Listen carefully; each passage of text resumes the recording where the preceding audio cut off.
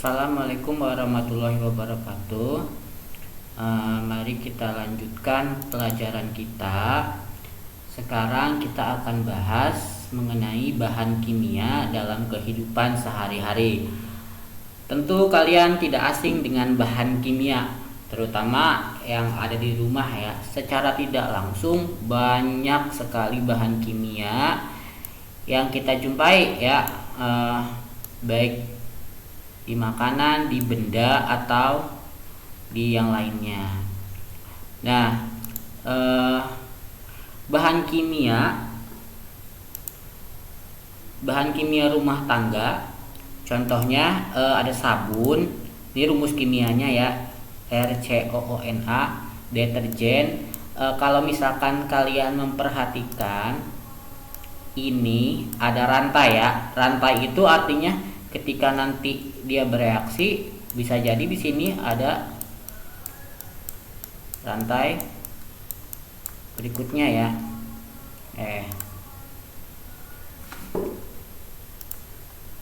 COO. Jadi ini bukan merupakan bentuk tunggalnya gitu. Ini bisa jadi juga dia ganda. Nanti karena dia ini termasuk ke dalam alkana rantai 1 ya, alkana, alkena dan alkuna. Alkena rantai 2, alkuna rantai 3. Kalau bahan kimia lainnya, ada bahan kimia dalam produk kosmetik. Di sini tidak ada spesifiknya karena bahan kosmetik sendiri bukan tunggal. Dia merupakan campuran. Kalau misalkan bahan kosmetik yang berbahaya kan ada seperti merkuri dan lain-lain kan, itu tidak tunggal, tidak mungkin satu kalau dalam bahan kimia. Tapi kalau misalkan kalian mau buat sabun, itu bahan dasarnya cuma satu, NaOH sebenarnya. Kalau parfum juga, deodoran juga sama, bukan merupakan bahan kimia tunggal yang ada dalamnya. Nah, untuk bahan kimia dalam makanan, itu disebut juga bahan tambahan atau aditif. Kalian harus bedakan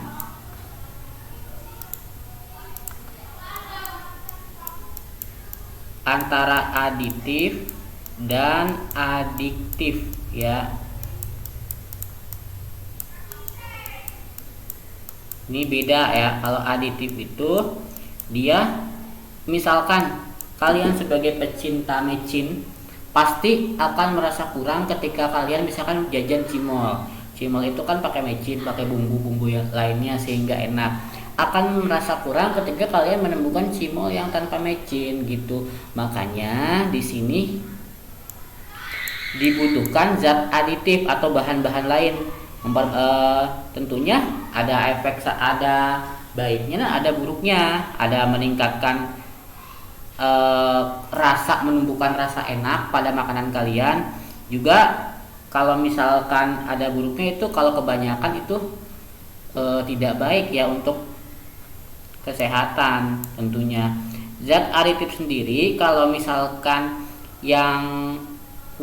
yang baiknya, fungsi yang lainnya itu dapat meningkatkan nilai gizi makanan. Contohnya pada penambahan zat aditif alami, misalkan rempah-rempah itu selain meningkatkan nilai gizi makanan juga memperbaiki nilai sensorik, artinya penglihatan. Contoh kalau misalkan kalian kurang melihat, itu makan wortel, itu kan mengandung di dalamnya mengandung zat aditif.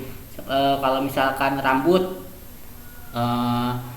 kurang lebat atau kurang hitam, itu biasanya kemiri, seledri, seperti itu. Dan memperpanjang masa simpan makanan. Bumbu, rempah, kalau misalkan kalian masak, ibu kalian itu akan terasa awet atau akan terasa lebih lama umurnya, seperti makanan misalkan ayam, daging dan lain-lain, ketika diberikan rempah-rempah yang cukup ya. Contoh ayam kalau mau diungkep itu kan biasanya dibumbui dulu. Itu namanya aditif, memperpanjang masa simpan makanan.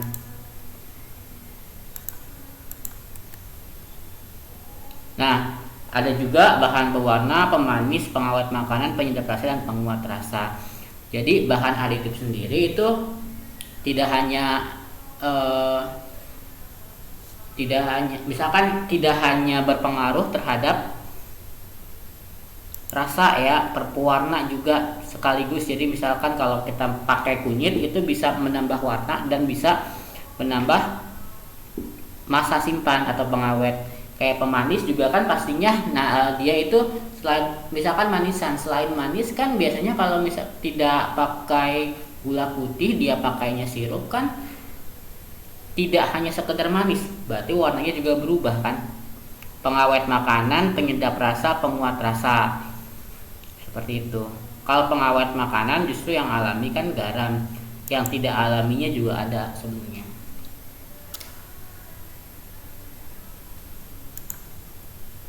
Nah, kalau di dunia industri kalian akan menemukan bahan kimia, cuman kalau fisikanya kan misalkan di dalam teknik mesin, dia alat fisikanya kan berupa mesin. Cuman untuk menghindari mesin itu mengalami perkaratan dibutuhkan bahan kimia juga. Makanya ada keterkaitannya antara ilmu kimia dan ilmu fisika. Kalau di dalam pertanian dia ada pestisida, kalau di dalam ilmu kesehatan dia ada obat-obatan, itu semuanya bahan kimia.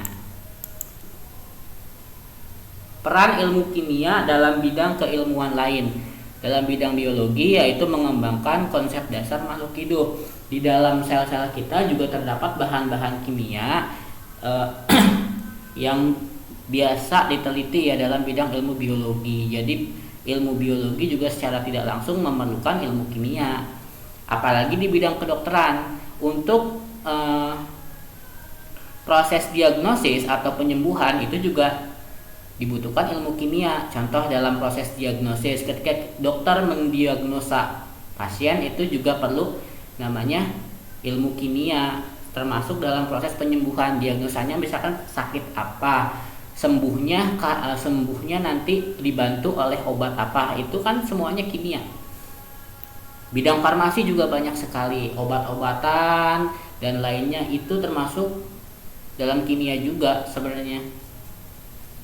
Yang utamanya justru kalau bidang farmasi sih kimia banget kesannya kan. Nanti kalau misalkan kalian masuk farmasi jadi apoteker itu akan berhadapan langsung dengan bahan-bahan kimia.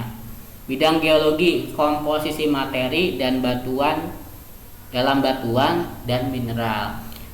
Batuan dan mineral itu mengandung kimia ya, karena ketika kita mempelajari tabel periodik unsur, kita menemukan unsur-unsur di alam yang dapat dikembangkan ya, atau yang dapat diteliti pada bidang geologi. Jadi secara tidak langsung geologi juga membutuhkan ilmu kimia gitu. Di bidang pertanian jelas, pembuatan macam pupuk itu urea, pestisida, itu semuanya kimia, unsur-unsur kimia ya yang bekerja. Bidang industri tadi seperti yang sudah saya jelaskan, seperti sifat bahan baku mesin industri itu sifatnya semuanya bahan kimia, dikembangkan melalui ilmunya, ilmu kasarnya yaitu ilmu fisika ya. Ilmu kalau kita mau buat sesuatu bentuknya itu fisika, bahannya itu kimia gitu. Gak usah jauh-jauh. Pensil, bahan pensil kalian kan sebenarnya grafit. Grafit itu kan kalau di tabel periodik unsur kan disebutnya karbon. Nah itu kimia, bentuknya, proses pembentukannya fisika gitu. Jadi ada dua ilmu di situ. Ilmu sosial, nah menyelesaikan masalah lingkungan hidup. Misalkan di lingkungan tersebut terlalu banyak limbah yang tercemar atau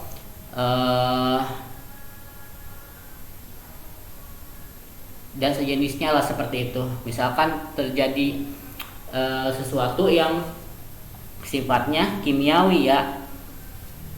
Kalau pencemaran lingkungan itu juga sama, dia juga butuh ilmu kimia, soalnya nanti diteliti ini penyebabnya apa gitu.